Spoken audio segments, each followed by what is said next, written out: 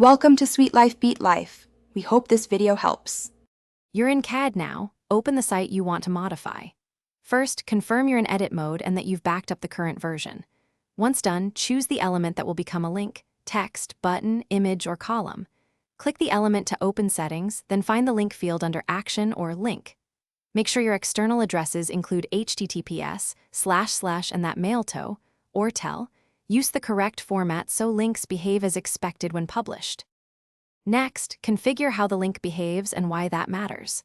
If you pick external, paste the full URL and choose New tab to avoid losing the site. If internal, select the target page or enter a section ID prefixed by hash. For email, use mailto, someone at example. Com, and for phone use tel, plus 123,456,789. Also check link attributes like rel equals nupener when publish your changes and then test the link on multiple devices. Mobile behavior can differ, so don't skip that step.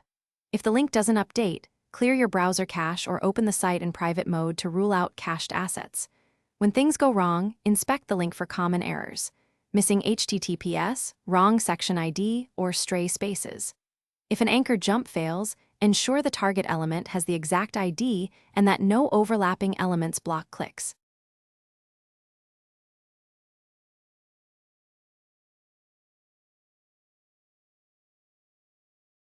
Thanks for watching.